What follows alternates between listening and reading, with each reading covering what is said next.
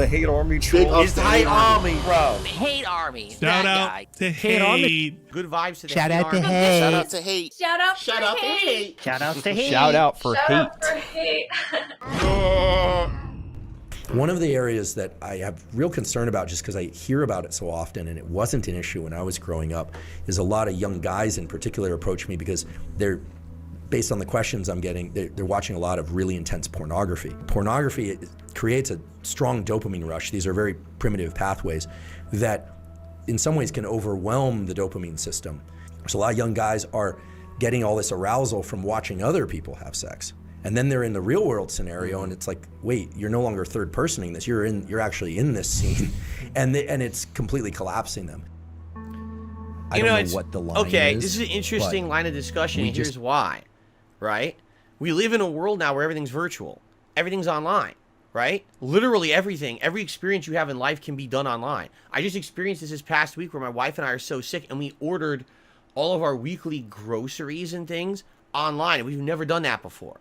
But it's possible that you can literally do just everything online now. Everything can be this way.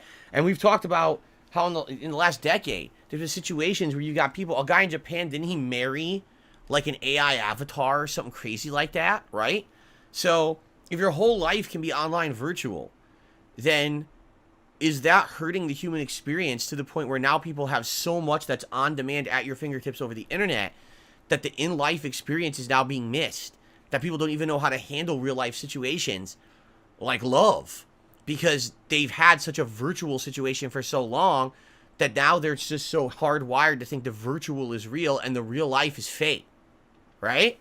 Have to be careful. Anytime we are overwhelmed with powerful images of increasing intensity, that's where you start getting into the dopamine depletion. True. So and it is also true of violence. I was literally just going to say that. That's extremely true of violence.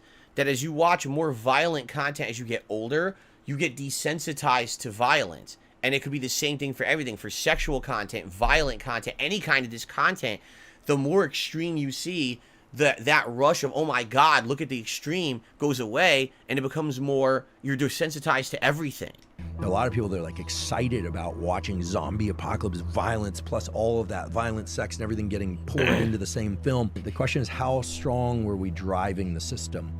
And if anyone out there is feeling underwhelmed and kind of like life is no good, etc., chances are your dopamine system has been pushed too hard.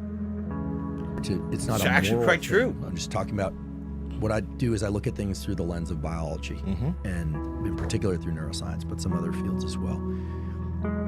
We have to take a step back, and now knowing what we know about testosterone and dopamine and all these things, and ask, what is pornography doing to the brain? Well, first of all, it's triggering the release of dopamine and in the short term testosterone by the observation of sex, not actually engaging in human contact. Right. It should come as no surprise that a lot of these people have trouble with romantic interactions when they do. That's right. Because now you've been exactly. I was just gonna say, wow, right in line with what I was gonna say. Conditioning. You've conditioned your mind to think that the virtual is the meaningful, real thing. So then when you're actually presented with the real thing that you were supposed to be having all along, there's no reaction. What is this? Right? Your brain isn't conditioned to respond to those. Pornography is a serious issue. And because of the way that it taps into these very primitive systems, it's as serious in my mind as some of the other drugs of abuse, like the opioid crisis. And we talked about cell phones. You ever notice that when you get on a phone and you're scrolling Instagram, it's like a lot of fun, like this stuff is cool, you're seeing people, and then sometimes you're on there and like, this doesn't feel good, but I'm doing it anyway. That's exactly how people talk about their drug use. That's exactly how people talk about alcohol use. That's exactly how people talk about gambling. You imagine this high, but the high doesn't show up, and that's, you're dopamine depleted. You need to take some time away from it and then come back and then you can enjoy it again. Now, that's exactly how it used to feel to me in regards to competitive Street Fighter. Like, there were times when I absolutely loved playing competitive Street Fighter. I got that rush of competition and the feeling of accomplishment when you have a tough match and you win it. But if I played too much, I get burnt out. Excuse me. And it didn't matter how much I played. It didn't matter how much I traveled, how well I did or didn't do. I didn't get that level of feeling of achievement or fun back anymore. And what it was dopamine. is the dopamine would be depleted. And what I would actually do sometimes, I would step away for competitive Street Fighter for weeks to months at a time, and then say, okay, later this year I'll get back into it again. And then I would start going back to arcades, and I would start playing with my friends again. I would start traveling again, and all of a sudden I would get that rush back again, that feeling of accomplishment and challenge, the dopamine level. It's what and everything. It's exactly the same. You got to wonder how those things have changed. When you, at any moment now, can boot up a competitive game, a first-person shooter or a Street Fighter game, and you could just play it online and just play, right? And you're playing people from all over the globe. Did it completely destroy the whole meaning of competition anymore? Is there no more feeling of accomplishment, of worth, of achievement? Where's that dopamine when it's not like, oh, I had to save up money, I had to practice for weeks on end, I finally went to the tournament, I played against people in this tournament I never played before, I beat them all and I won. I feel great. It was a great accomplishment. Now it's like every day you just turn on your computer, your fucking computer, you turn on your console, you just play people and who cares? Right? When everything became instant gratification, when everything became instant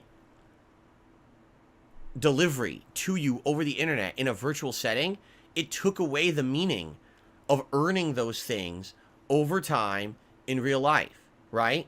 How many people on planet Earth today are perfectly happy to sit at home and, like he's saying, watch porn, watch violent movies, do all this stuff, and they never have those kind of meaningful interactions in real life, that they'll never know what it is to work a sport and win at a sport and feel that meaning of accomplishment, to have a meaningful relationship with actual love and interactions with someone and having that intercourse in real life that's meaningful.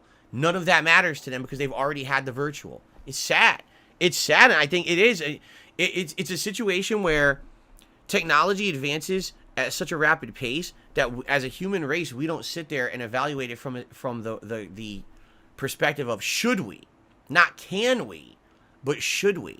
Can we deliver all these things virtually? Should we? Because is it destroying the experience that it is to be a human, right? Are we losing the meaningfulness of life when everything is online virtual? Where is the dopamine? Where is the meaningfulness of earning something that's an accomplishment, that's a reward, that it's just instant and it's virtual and it's right now? It's messed up. So I totally understand what this, I don't know what this has to do with Jordan Peterson, because he's not even in it, but 100%, I get I understand what this person's saying. Yeah. All right, ladies and gentlemen, that's part 2. We still have 4 more parts to go for DSP versus the Internet, episode 37. Thank you so much for watching. I will see you.